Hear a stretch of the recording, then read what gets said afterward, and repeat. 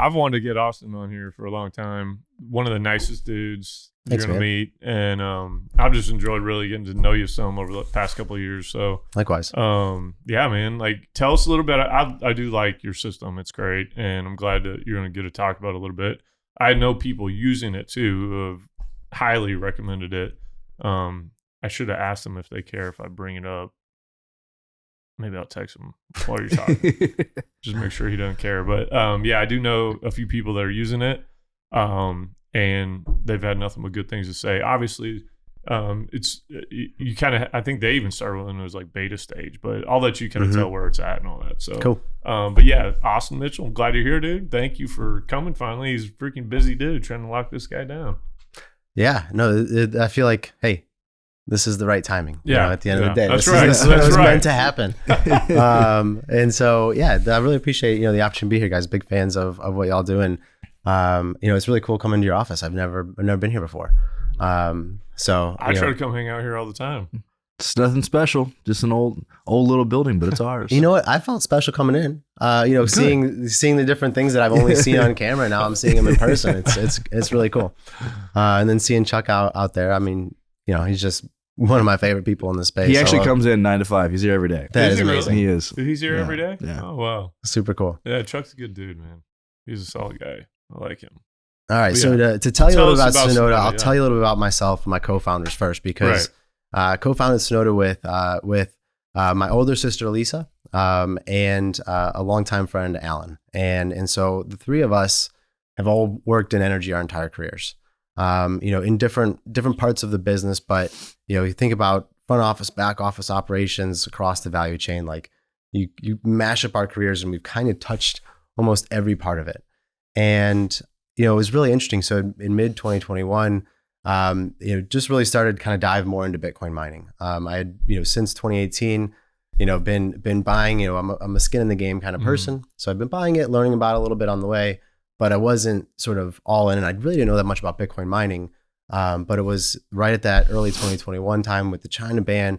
I'm hearing, working for a utility at the time, I'm hearing, okay, there's a lot of this, miners are coming here, they're going to consume a lot of power.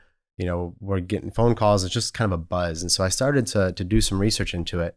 And, what's really struck me was like, hey, this is an energy consumer that is like 10 years ahead of anybody else. Like what they're just going out and doing are the things that people are still writing academic papers about and still building models about. And they're just like, no, give me the real-time prices. I'm going to flex my load. Basically, they were just, exactly who everybody talked about we need to have on the grid, and they just went out and started doing it. And then being location agnostic, that just like is the icing on the cake. Because my entire career had been, how do you bring energy to people and things of that nature. So that being the spark that kind of brought the three of us together talking, we saw all this innovation happening, but the one thing that wasn't changing was how Bitcoin miners were paying for their energy. They were paying for it just like everybody else. And so, it's usually at this time I tell people, hey, look at your energy bill and you'll see you're paying for energy you used 30, 60, sometimes 90 days ago. Right. And so that whole system is really one where people assume they're getting a free loan from their utility, but there is no such thing as a free loan. And one from your utility is actually way less efficient than the one that you may get from a bank. And so we started really, digging into everything that we had learned throughout our careers and understanding all of the layers of inefficiency that exist in the energy system because of the fact that you have this disconnected value. So when we kind of summarize the problem we're solving, we're saying there's 3 value streams in energy: money, data, and then the energy itself, the molecules and electrons. And those 3 value streams, they all settle differently. The data are siloed. You as a consumer, rarely get sort of real-time access to your information.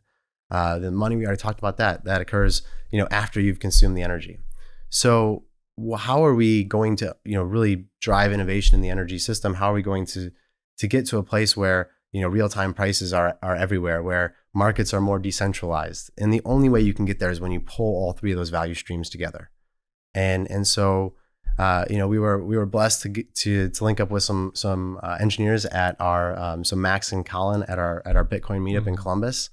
And I'm talking to them about what we want to do, and And I'll never forget, Max, his little line was, "Oh yeah, we can solve that. Like we'll build this on Lightning." And so that really, began, taking what was an idea of a problem that we wanted to solve and how we wanted to solve it, which was, hey, integrate these things together. And he said, yeah, we can build that platform.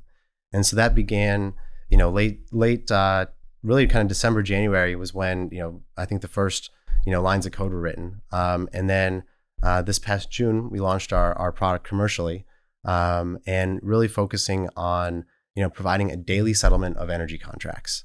Now, our software can work at really any frequency. We can settle an energy contract every 5 minutes, every 5 days.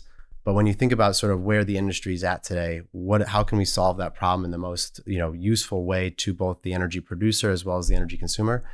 It's removing that 60-day cash lag, and it's paying as you go. So every day your contract settles, the value has been transferred in terms of money, but also in energy, and then both sides have the data in real time. And that is what I think oil and gas producers that we're still so early with a lot of them that they don't realize like what even Bitcoin mining can do for them. Mm-hmm. And then when you throw in your guys' kind of platform and software on there, their ability, I guess not software but platform, but their ability to realize the revenues from their production being sold on a daily basis, that's a big change from what they're doing right now. Mm-hmm. I was thinking about this from like the utility perspective, but now that I'm putting like my operator hat back on, I think that we could have, so we used to have a little strip oil operation up in Tulsa, and every run that we called in was like $10,000, $11,000 at the time, which was a lot for us, right? Mm-hmm. And so if you called in like 4 runs over the month, you didn't get paid, like there was a cutoff date, and then you got paid, I think it was around the 21st, 22nd, and then you got paid on like the 27th or 28th for everything that happened in that month. Mm-hmm. And so you could be like lean on cash, right? Mm-hmm. So they could have 40, 50 grand that's just sitting there and we're waiting to get paid. And then some of that doesn't make the cutoff, and then that automatically gets pushed out another 30 days. Like that's tough, dude. That's why this tough. Is such a, to me, a big advantage for an oil and gas operator that's looking at something that might be like marginally economic to tie in, Mm-hmm. or even something that's shut in because it doesn't make sense. It's like, look, number one, you're going to be able to sell your gas, and there are some more mining groups, one in particular, Upstream Data, that's doing some pretty cool stuff as far as making it more advantageous for operators to sell gas and kind of have exposure to Bitcoin mining without actually having to go do a lot of, put capital forward. Which anybody wants to talk about, you can give me a shout and talk to you about it. But they're doing stuff like that, so operators are going to be like, okay, that's an advantage. And then when you throw on top of it that you can go and kind of realize your revenues immediately, Mm-hmm. that's a big one because of the very reasons you just. Well, I mean, for one, it's much easier to run the operation, right? Mm-hmm. When you have cash in real time. Yeah, think if you have a workover, right? You have a workover. Yeah. But then you're not going to realize that production coming back online For all the lost production, potentially yeah. 60, 90 days. Mm-hmm. Yeah. So it allows you to be able to invest instead of the lagging 30, 60, 90, 120 days. Mm-hmm. Be able to grow. It's like, hey, if I've got the cash now, I could invest in the workover. I could, at a much larger scale, drill more wells. Yeah. Right. So, well, and one of the things that, it helps from our experience to know why is the system the way it is today, because a huge part of what we've built is something that is, we use the term non-invasive, where, it doesn't require an energy company to change the existing processes to use our software. Right. And so it's helpful to know that, well, the reason why we have 30-day billing cycles and, net 20 payment terms and all these things is really because, it started with the fact that we used to have manual meter readers. They will walk neighborhoods. Well, they can only get to your house once every 30 days. Yeah. And so then we built. Is that why? Yeah. Oh my gosh. I didn't know that, dude. That's a good reason to keep doing it that way. Right. And so now we have digital meters. So you've removed that constraint. The data go directly to the utility. But then the constraint point moved up then to the utilities billing system, which is built on mainframe computers. So those computers are only designed to do 1/30 of the bills every day. Wow. So you just the further you go up, you just keep running into these constraint points. And so ultimately what we recognized is, well, you're not going to get out of, or at least right away, the need for this industry to have this 30-day process, like cycle, end of month. Right? Yeah, they have a cycle, and it's ingrained in everything they do. So what we've done is we've built a solution that works with that cycle. Mm-hmm. So, we're bringing the daily settlement. There's, cash going to the energy producers, bank account on a daily basis. But then we produce a monthly report that provides them and says, here's what you billed for. Here's how much cash is sitting in your bank.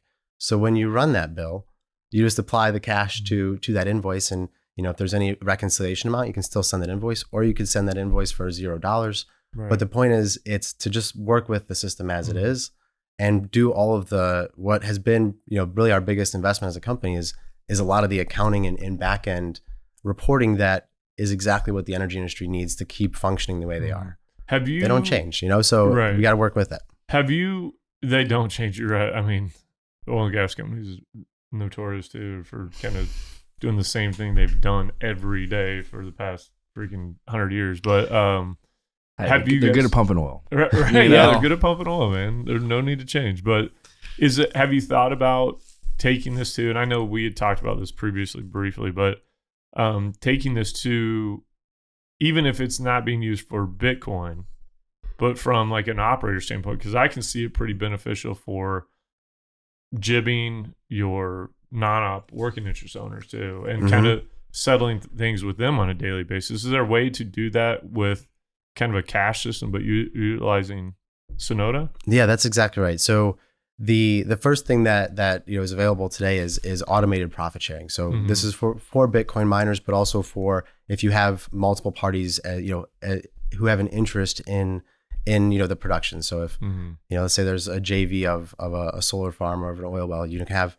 the JV be paid out from that consumer to both parties simultaneously. So both a Bitcoin miner who is doing profit sharing, or a Bitcoin miner now paying multiple parties, all happening automatically, all happening behind the scenes. So that's exactly right. We looked at the fact that in energy, there's so many daisy chain payments. That's one of the other big sources of inefficiency is, when I pay my energy bill today, I pay it to my utility, and then my utility 15 to 30 days later then pays my supplier. So not only was there that 30 to 60 day lag to my utility, but then my supplier has an additional 15 to 30 day lag. And then, and then they pay the transmission company and the producer that they bought it from. So all of that daisy chaining, all of the, difficulty in actually distributing money out to, profit shares or LPs, whatever, all of those things are slow, they're inefficient. And so leveraging the fact that, on the Lightning Network, Bitcoin becomes programmatic. You now can really, our motto is, if you can build it in Excel, you can build it in our software. And so however complex that model is of distributions, we can now automate that. And what we always make sure people understand is that even though we're using Bitcoin Bitcoin for us is an instantaneous medium of exchange. It just gives us that programmability of how you can transfer value from one party to another. But then the parties on either side can work in dollars or Bitcoin or in, most of the other countries in the world because of who we're partnered with. Oh, okay. There was a company in oil and gas that was kind of like the darling child lease office next door. For a while, they raised probably $15-20 million. The idea, very similar. They didn't quite tackle the same kind of problem, but they were kind of like dancing around it, right? And they wanted to have some more settlement on particularly on a project basis, right? I think that you guys are looking at it in a much better way. But the problem was that they created their own blockchain, and then they required every one of their customers like set up their own nodes, and they were still like struggling to find use cases, but you're trying to get people to do something completely different. Yeah, and you guys are going within the exact workflow plus just leveraging Lightning. You're not building any of your own. Like that's right. Well, you guys are handling the actual process of so the infrastructure, our software spins up automatically for the customer, but when the customer pulls up our software, there's nothing, all the complexity is taken away. It's literally we talk to a miner and say, hey, this is now your checking account on the Lightning Network, and it has that same look and feel. So you can put in the addresses that things are going to go, you sign your contracts, but there's nothing in there that says I need to learn how to route funds on the Lightning Network or I need to manage liquidity. That's all taken care of. That's the part that I think it makes it even more attractive. Same with kind of what I was saying about Steve Barber's deal. It was like you're eliminating the things that they don't know, right? That they're scared of. And you're taking on that responsibility for them and allowing them to basically operate in a much more efficient manner, but in a manner that they are comfortable with. So that's what's nice about it. Like they see the value of, oh, wait, I can settle my payments now rather than 30, 60, 90 days. They may seem small to people, but that is, especially in oil and gas, that is key. It has to be within existing workflows and tools, and there needs to be pretty much no learning curve whatsoever. It should be as simple as possible. That's exactly right. And so I think that has been our goal from day one is to provide that experience. And I think one of the things you brought up, so there have probably been at least a dozen blockchain startups. Like, this is the problem that we're solving is not a new problem. It's been known for a very long time. But the emphasis up to this point has been, let's do this. Let's create smart contracts. Let's do something on Ethereum or you name the blockchain. But our thesis has always been, well, an energy company is not going to learn how to stake a token in order to use the software. 100%. No, they're not going to do that. And so, we don't ask them to. We don't ask them to do any of that stuff. You mentioned a token, and then it's just like, all right, meeting's over. Meeting's over. Yeah. Like, this is so there's just no way to kind of get that type of thing over the line because it's too much change. And so we provide this in a way that there's no exposure to Bitcoin if you don't want it. There's no tokens. There's nothing like that. It is simply cash in your bank if you're an energy company. I just like that a lot more because I think it'll catch on. So do you guys have custody of this, or are you purely just routing it to their existing bank account? So that's I think one of the cool things, and really a testament to our engineering team for how they've architected this, because here us as we kind of describe ourselves as we're energy maxis as a team, myself and my co-founders, but of course learning about Bitcoin every day, but when the people that we've learned the most from are the engineers on the team, and so they architected a solution that I couldn't have dreamt up myself, but they architected in a way where it's a decentralized product. So the wording here is we probably need to come up with a better way to describe this to truly answer the question of, well, what is your node as a customer of Synota? What does your node mean? But a simple way to kind of think about it, or framework, is it is an agent acting on your behalf. And so you have the full control of that. You are the only one who can access the money and the data on that node. But it's loaded with software that has, pre-programmed how to settle contract A, how to settle contract B. So it has all of the knowledge that's then loaded in there, and then it can just perform your AR, your AP, your settlement, your reporting. It just does all that then automatically for you. So we say, agent is a legal term, so that's why I hesitate to use the word. Yeah. I'm not using it in the legal context, but it's sort of acting as that way of, it is your agent. We as at Synota have no visibility into your data. We have no ability to access your funds. So that's what's unique, is in this world of more, as the pendulum is swinging towards decentralization, that's what's cool about our software, is it's a decentralized software. And so we get to provide a service that normally would require you being a custodian, a regulated entity across, multiple, different aspects of the code. And, we're able to say, well, no, what we're doing is we're just enabling two parties to automatically transact with each other. And they're cryptographically secured between each other. And so all of that is now happening in the background, to where we can just provide the software. We can make sure that the software is set up and going to function for your business. But after that, you just sit back and watch the money flow. How are you configuring, I guess, or interpreting on the contract side? Are you converting those into like smart contracts, and then everybody is kind of agreeing, and then just go? Yeah. So, I think the concept of a smart contract is I think a really good starting point for what we've done. So, think about a smart contract, another way to describe it is it's self-enforcing. So it grabs real world data, it's going to apply the contract terms, and then ultimately, enforce it and then make, transfer value in whatever that the underlying currency is. So you can start there as like the notion of self-enforcement, a contract that can execute or enforce itself. Now, what we've done though is different, because in a typical smart contract, done at a layer 1 blockchain, what it's going to require is that it gets consensus across the whole network. So all of the nodes in the network need to now write that transaction in and document that before the smart contract can be completed or settled. And so what we've done is because we're on Lightning, we don't need to have a consensus between all of the nodes. We just need to make sure that the parties to the contract, their two Agree. nodes work. They're in agreement. And so they have this ability. Like old school contracts. Right. Yeah, like old school contracts. So we've really replicated what happens in reality. Yeah. And just said, so it still does the process of you take a paper contract, today Synota will digitize the terms. Data, yep. Right. Or, Connect to your data. So you've got the meter data or market data coming in. You've got your basic contract terms. They're all digitized. Again, if you can do it in Excel, you can do it in our software. So it's all loaded into your node, into your counterparty's node. And then all that happens is during the settlement process, your nodes are communicating back and forth, agreeing on the price.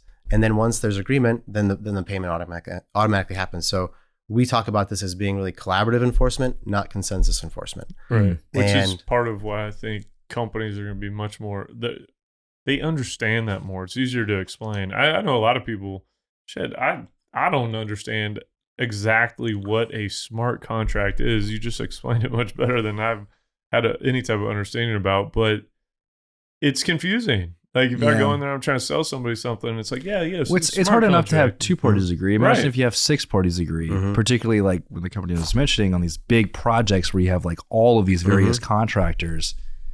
That became a huge hurdle for them because there became disagreements immediately, right? Every single step of the way, right? And nobody was ever to come to any sort of agreement. So it defeated the entire purpose. Yeah. And from a security standpoint, what we're doing is a big improvement too. So it checks it's a huge enhancement, and I think what we're talking about, I'm not even going to be the best person to explain it, but one of our engineers really talks about sort of the game theoretic aspect of what we're doing and how it's an optimum relative to the layer 1 consensus approach. And then just to save the fact that it saves a ton of data because you're not everybody's right. Both parties have this immutable record of all their transaction details, and those are the only 2 people that need to have that record. And it's auditable and they're ready to go. Yeah, I like it. I think too with small miners, like we our firm, Martin Legal Group, call us if you'd like some legal representation. So it's got to be one plug per show. Yeah. They are the best. Thank you, Austin.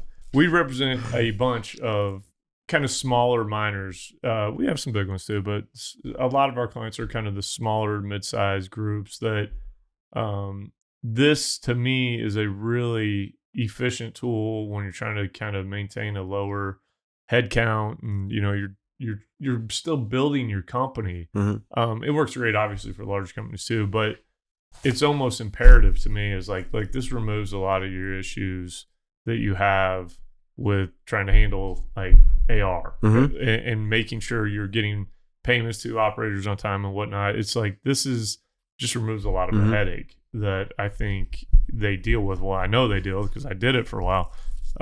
This would have been really nice to have, 2-3 years ago at Jay. It would have saved up a lot of time. I mean, I can't tell you how many times I sat there messing, trying to figure out what UTXOs and all that, and doing it, I mean, all day long. Yeah. So this would have been really, really nice to have back then. But I think it's something that we really just need to get you guys more well known. And I know your presence has definitely grown a lot from when I first met you guys. And I think that he's got like the look and like the sound of like, he got the hoodie and everything. He's like all of it. You got it, man. You Thanks, got like man. the whole, I'll take it. It fits you perfect. And I mean, he's got his little like Steve Jobs deal going on now too. I don't know if you saw that may become a new thing. Can we get like a picture? We'll throw it up there. Yeah, Jacob, throw it up there. Yeah. Bing. There it is. Because he looked great. He looked just like Steve Jobs. That's amazing. He even had like the hands like this. Really? Yeah. It was, and a very majestic glow. Thank you to the lighting. Yeah, it was pretty perfect. awesome. Nice. Yeah, I was impressed. I see it. So what kind of companies are you working? Obviously, you're working with miners now. Outside of the miners, who else are you guys working with? Yeah, so right now we're working only with Bitcoin miners. Okay. And you think about, when you talk about settling an energy contract daily, the first thing that's really triggering for an energy supplier, producer, et cetera, is credit risk, because they are today they're selling power to Bitcoin miners, and they have 50, 60 days of AR outstanding at any given moment, and that for a large Bitcoin mining site can be millions, tens of millions of dollars. And so what ultimately energy suppliers are doing is they're requiring collateral to be posted to cover that credit risk. And so now you have a Bitcoin miner posting, millions of dollars in, or putting that into another company's bank account, and it's just sitting there doing nothing. And it mitigates the credit risk, but it's really not an efficient way to mitigate that credit risk. And so where we are able to, find the middle ground and bring value to both the suppliers as well as the miners is with that daily settlement. We're working with energy suppliers today that are now giving that collateral back to the miner. So now they're getting their cash back. They can reinvest in their operations. They can grow their business. And the energy supplier is really happy because they just took one of their riskiest customers and they moved them to the other side of the distribution. And now they are the least risky customer. And every energy supplier loves how a Bitcoin miner performs on the grid. So now they are the best operational customer and the best financial customer. And so they're getting daily cash flow directly to their bank. So it's this two-sided value proposition, really focusing on removing credit risk, is what is bringing people, that's why we get phone calls today and people wanting to use our product. Operational efficiency, we just actually had somebody for the first time in all of this called us around operational efficiency as their focus.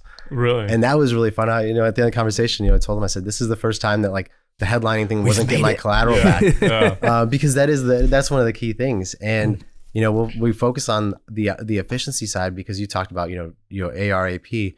We're working with a hosting company today that they are collecting from their miner using our software and then paying their supplier using our software. That's great. And so in that way, they have no AR and no AP.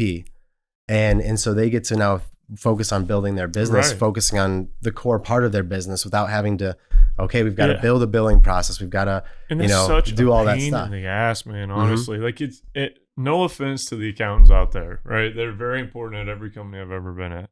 But dude, that is just, especially when you're small, it's a pain in the ass. So like removing that aspect of like the day-to-day is freaking huge. Sorry if you already covered this, but are you transacting specifically just in Bitcoin? So today, what we have available commercially is for Bitcoin miners to pay in Bitcoin, for the energy suppliers to receive Bitcoin or dollars. We did just start our first customer in October doing, paying in dollars.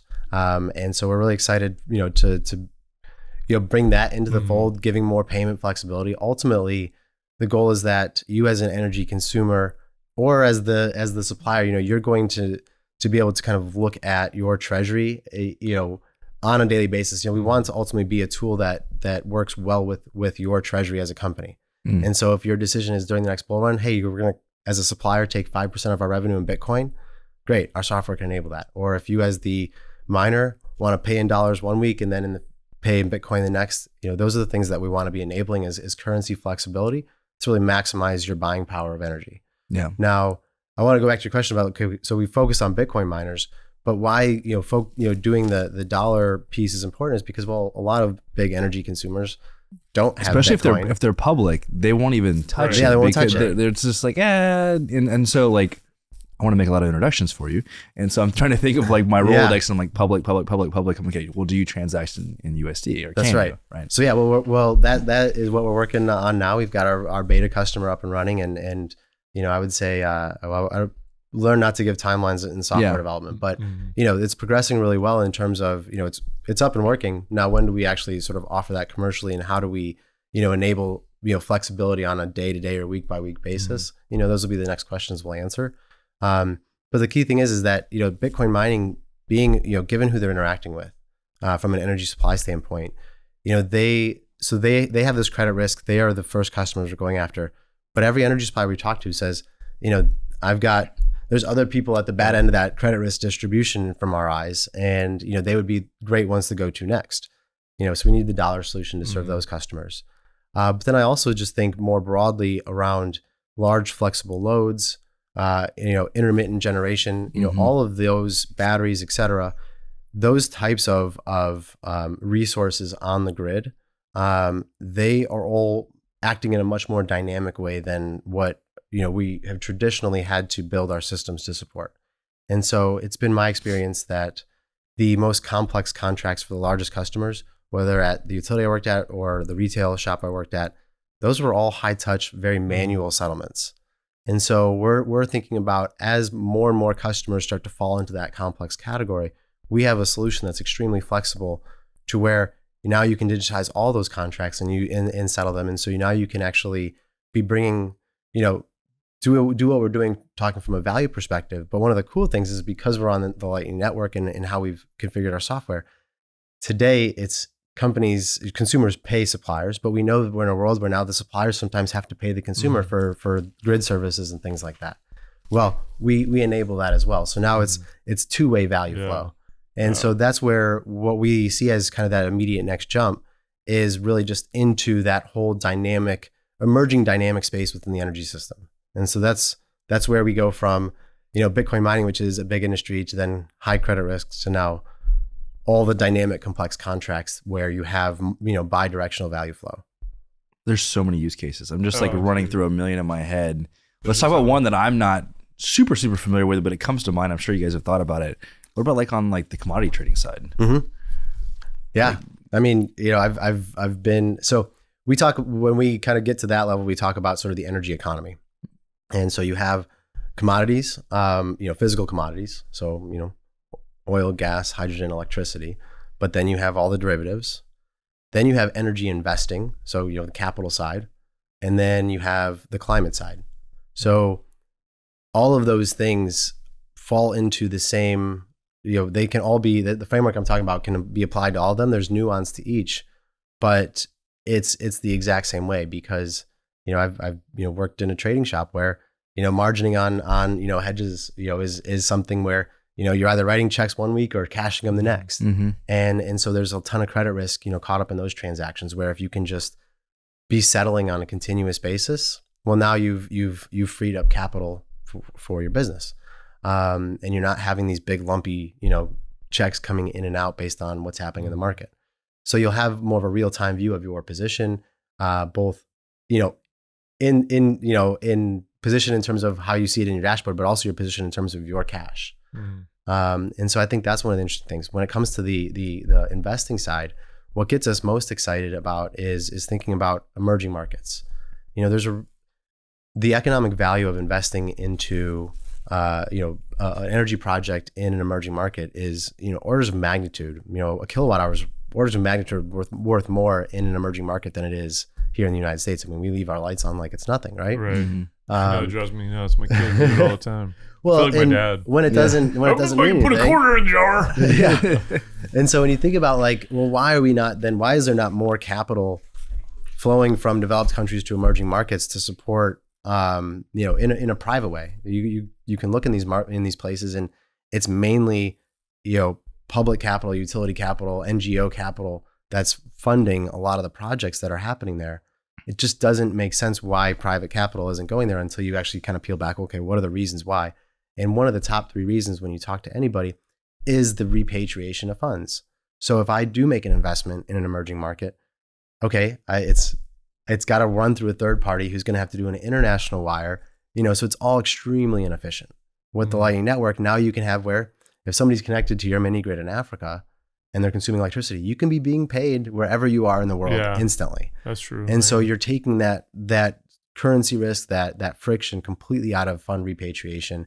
And there's credit risk there too, just in the delay of it all. So, that's another example of something that can be really enabled through technology like what we're building at Synota. And so we get pretty excited about that.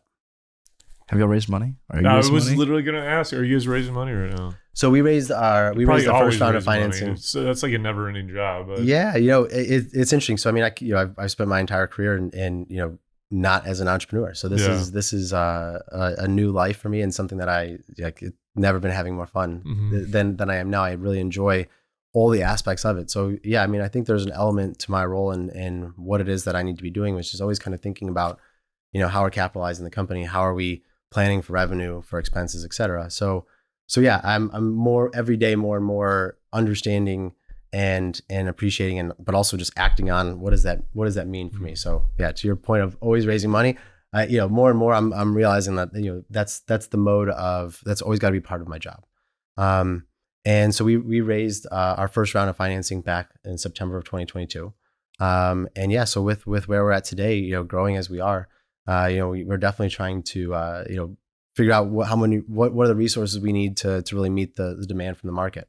Because we do need to hire some folks right now to keep up with the demand. And so that's a great place to be. And so, yeah, you run the models, you figure out, who do you want to be partnered with on this next phase of your growth. And so, yeah, if anybody's listening and they're interested in what we're building, I'd love to chat. It may not be now, but it may be down the road. These are all good to build those relationships. This is, it's part of, I have an energy network, and now I'm, building a capital network. And I really love those conversations because, I guess as a personal thing is I just operate by getting feedback, getting opinions. That's how, you're continuously sort of refining yourself on the path of life. And also same applies to your business. So it's helpful to kind of have that network, growing now as it is. Because now I'm way more in tune with what the market's like. And, you can understand, well, why do certain companies get valued at certain levels and others don't? And so, yeah, I'm going to school there every day now, and I love it. How many people do you guys have? So we have 6 full-time. 4 of us are in Columbus, and so it's great because we actually get to come to an office, every day, and get in front of a whiteboard. So yeah, we're a small but mighty team. I love it. I do love it too, man. Every time I talk to him, I'm always impressed. And I'm bullish. You're I'm easy bullish to in you impress, guys. Ballard, come on. I'm very bullish. I'm glad he finally got on here. Yeah, me too. I'm very bullish. I see the TAM. Right. Like it's enormous. Like you said, I mean, it's this whole like global energy economy. Mm-hmm. Yeah, I mean, you continue to take over the Bitcoin mining space, but then expanding into whether it be oil and gas, whether it be the renewable side, the commodity trading side, everywhere. Like, it's so big. And I think that's what's exciting about it, because you see most companies, most widgets, right? And it's like, yeah, you have a good sized market, but this like literally touches anything where money, data, or energy flows. Mm-hmm. Yeah.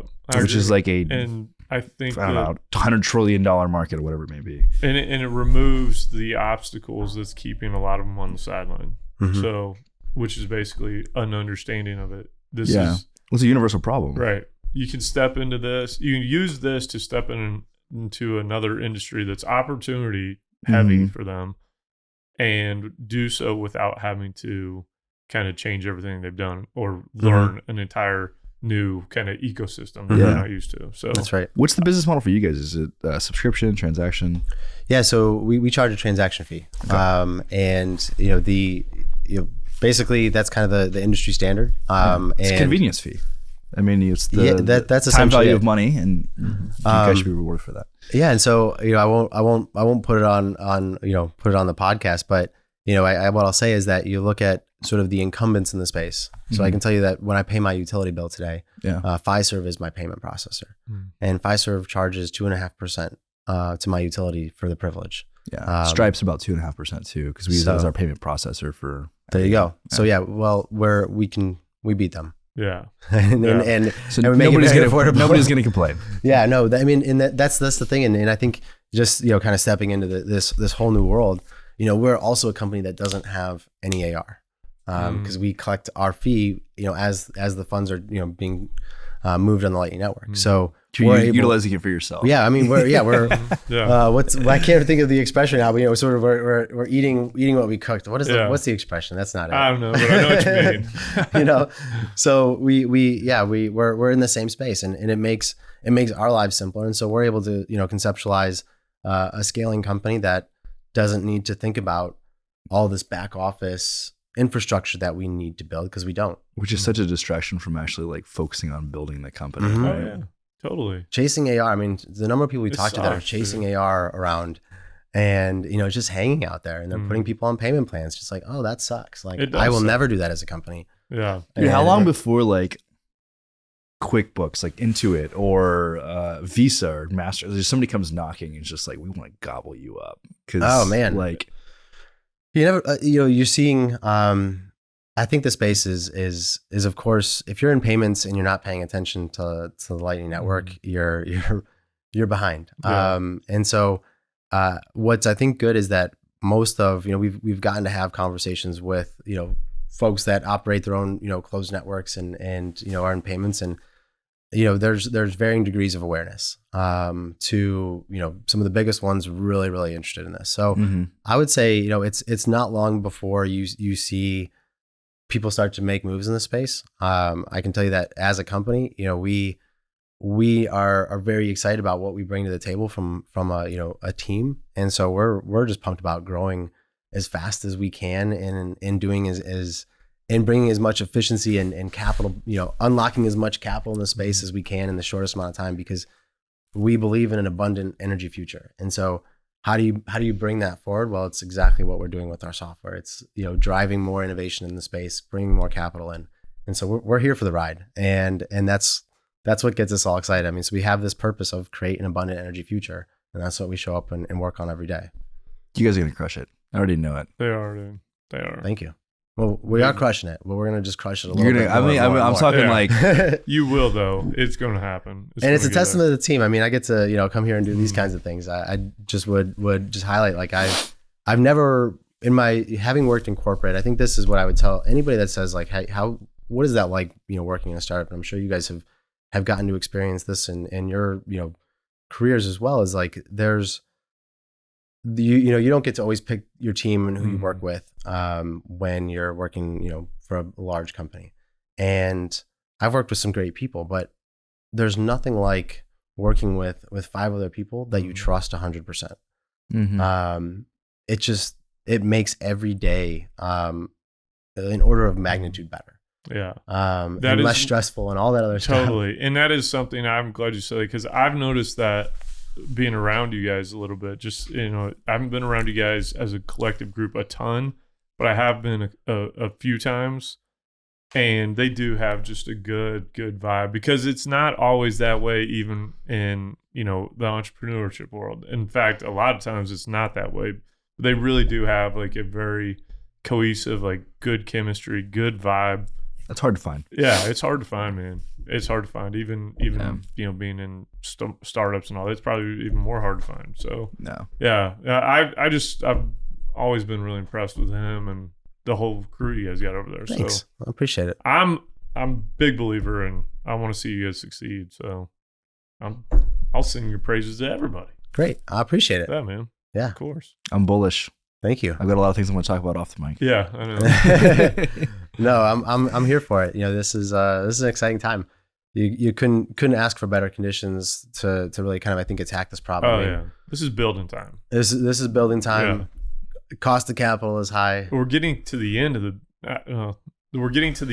where you can get in super, super cheap right now. You know what I mean? I think we're coming into the time where you're going to see the next halving, and that's not a guarantee that things are going to react the same way they have in the past, but it is an indication of what could happen. And I just think you see all the things kind of lining up. We haven't talked about like the ETF and all that stuff, BlackRock, but you're starting to see, I don't know, you can feel these things almost. Like it's the vibe starts changing. It's almost like it's just a gut feeling, and that's not what I'm basing it all on. But there are things in the news. The whole dynamic has shifted. You got, not trying to profit off of the war drums going, but it's like that's what happens, right? You start seeing more printing and all that, and it's just kind of, we might be getting ready to go into another one of those phases where we might see some potential Bitcoin uplift. We've seen it over the past couple of weeks, but there might be more ahead, and you're going to start seeing that bleed down into the infrastructure costs of wanting to get in. So we could be coming into that time. I hope we are. I saw crazy inflation stat that I was like, I feel that. Yeah. So remember when we were kids, it's like you make 6 figures, like you make just $100,000 a year. You're like, man, yeah, you're making it. Like that was like the first milestone of success, and then being a millionaire was like the which now it's like whatever, right? But now, like the same equivalent of that, like when we were kids, is like I think it's like $500,000 a year. Jeez, it's insane. I saw one the other day. It was an old news clip about how hard it was to buy houses in San Diego. It's like, it's impossible a house in San Diego right now, dude. Interest rates and just the cost has been exploding. This is from the 80s. The average house cost in San Diego, what would be your guess? Because what do we now is insane. No, I can't imagine. Average house cost in San Diego, I've since I live there, probably $750. It was $80,000 in the 80s. Oh, in the 80s. I thought you said now. Yeah. No. $80,000, and I'm like, good night. That is, I mean, that's crazy. Just such an indication of the value destruction of your dollar every day. Oh, you know yeah. what I mean? And it's not going to stop. So it's made to go on that way. And that goes back to the very start of what I'm talking about. And this is all fake. We think all this stuff is like, oh, this is how it works forever. I don't know if you've seen the stats on more people are defaulting on car loans right now than ever. Nobody's talking about it. Oh, I don't doubt it. It's going to be like 08 all over again, but worse, way worse. Really? Yeah. Average car note right now is $850 to $1,200 a month. And it was the same thing as 08. They weren't doing any credit checks. They're just like, yeah, we'll just come in and we'll sell a car to anybody, package up all the shitty loans, swap them around between the credit unions. It's not good. It's coming. It is the reckoning again. Yeah, it is going to happen. I just got my new car too. Your new old car. I bought. Yeah, I buy an old one. Oh, you did. Okay. Old. I'm doing the same thing. I'm selling mine, getting something old. Yep. Yeah. Really? Man. I'm embracing my entire attitude on everything. I got an old 94 Defender, an old Land Rover one. It's freaking mean though. It's loud and it's diesel and it's freaking dope. Nice. I can't wait to get it. It's like the only people who drive those are like hippies like him and like Saddam Hussein. So it's like yeah, it's like one or the other. Yeah. I'm But definitely a hippie. I bet you look good in that car. I think I would. It's even the right side driver. So, No. Yeah. Nice. Oh really? Yeah. I didn't know that. That's cool. That's Super really dope. cool. Is it manual or automatic? Manual. Oh shit. And I'm a lefty, and so it diesel? worked out. And diesel. I can Wow. freaking. Is it a 6-cylinder diesel? Or a 4-cylinder diesel? No, six. 6-cylinder? Yeah, Okay. Yeah, 6. It's a TDI 300. It's pretty dope. What is your dream car? That. That is. Okay, you've got your dream You car. made it. That's cool. Yeah. You That's made really it. cool. Now it's got a lot of work that needs to be done. I'm not gonna lie, but the saggy ceiling. Yeah. Remember like those old '80s Uh-huh. cars? Like that's how ours was all the time. So, and I'm sure I'm gonna have a lot more needs to be done. But yeah, man, That makes it fun though. Yeah, it makes Yeah. it fun. Something to do. That's cool. You know what I mean? There's not a ton of stuff to do. I'm not a Houston hater, but it's been good to me. But there's not a ton of stuff to do other than like go out like to dinner or whatever. It's a social city. It's a social city. Right? It's a social Right. city. It's a business city. Mm-hmm. I mean, I'd be kind of feeling the same thing. We Yeah. talked about it, right? Yeah. Like something about, kind of maybe getting out of the concrete jungle for a season, Mm-hmm. going out west somewhere and maybe unplugging for a bit. Yep, that's Sounds how I'm nice. looking at it. And like it will happen at some point soon. So Good. I'm gonna get a camper I can pull behind that thing and just live on the road for a little bit. You know what I Nice. mean? Like a weirdo. All right. That's right. That's right. That sounds amazing. Yeah, I'm excited, man. I'm Very excited. Well, everybody goes through their new seasons in life sometime, and I'm in mine. So Mhm. Yeah, mix it up. excited. Let's let this guy get down to El Salvador. Yeah, and man. Hit the Yeah. beaches. Yeah, dude. Speaking of getting away for a few I'm days, jealous, I'm excited. man. Next time you're going, let me know. I always find an excuse to go. down Sounds there. good. Mhm. Well, I got to be coming to Houston more. I mean, I've been here for a day and it's been extremely productive. So I need to spend more Good. time here. You should, because I do think that this, obviously being the oil and gas hub that it Mhm. is, I think this is. Yeah. I think what you're building is, perfectly suited for. Mhm. Oh, for them. 100%. Yeah, you guys spend some more time down here. And then next time we'll give you some food recommendations. Oh, Sounds yeah. good. Yeah, There's- you went to a good one with Marshall last night. Yeah, Where'd that was you really go? good.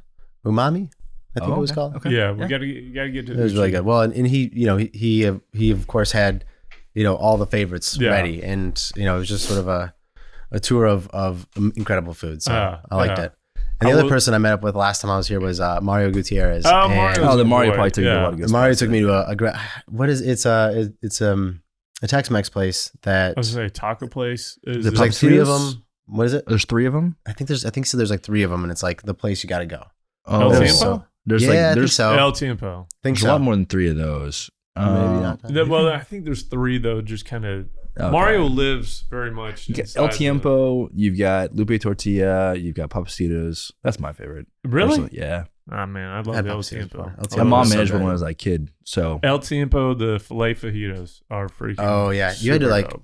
you almost had to roll me out of there after Right. we got done. They like Yeah. melt. You know what I So mean? good. I El did Tiempo talk to margaritas. the general manager at Uchi though the other day Yeah? again, and I'm trying to get them to sponsor the show. That's Chuck's place, man. Oh, Uchi's Shit, my I went there with place. Chuck the other day. Like Yeah. we didn't even order. They just started bringing food out. Nice. I'm like, this is the Uchi's Chuck special. That's cool. freaking That's best really place cool. in the world. I want to get them to sponsor our show. He did tell me we need to go talk to him about doing a couple episodes from Uchi. I'm In down. the That's back. cool. They I am set up down. a new what is it called, Amikaze? Yo, yeah. they The set back up a new room's one in nice. the back. And Yeah, he's yeah, like, yeah. why don't you come do some shows out here? Nice. We should do one during the Namikaze. That'd be sick. Do like a special edition. Yeah, we should. Yeah. Let's do it, man. Just I have tell no them idea to pick a what date. Namikaze is. It's like a little back room where the chef they have like a set menu, right? Like 8 seats. Yeah. Okay. Yeah. Super kind of intimate, I guess. Nice. Yeah. And chef's right there, you know, and he's got like kind of a set menu, he or she, and they're bringing the food out. It's Typically like one piece at a time. Right. Usually you eat it almost immediately. Right. That's kind of like the tradition. But like all the highest end places in the world are that kind of like setting, right? Nice. It's not like a restaurant where you walk in and like buy rolls or even like sit at a table. It's typically at a bar around Right. like I like it. the sushi stuff. It's super Sounds dope. great. Dude. Super All right, dope. next time I Uchi's come. incredible though. Nick, give me a bigger heads up, and we'll Okay. get it all planned out. Sounds and good. this guy's schedule's like freaking tight. Everybody's wanting to talk to Steve Jobs, and it's like, man, Austin, find some time. I barely made the cut to get invited to dinner, but thankfully, my boy Marshall, he's like, man, does Austin know that we're boys? I was like, I don't know, man. I don't Hey. know. I had to check. I know, man. He's just a nice dude, you know. But yeah, he said no. JLB's my boy. So I was like, all right, good. I'm like, come on, it's Marshall, but no, it's good. I didn't get to go. My daughter ended up getting sick, but How's she doing? she's fine. Good. She's laid up today. She had fever and all that, but she's good. She's 16. She can handle herself. So She's old. yeah, she's old. But Austin, thanks for coming, dude. yes, awesome. Guys, Thanks for real coming. pleasure.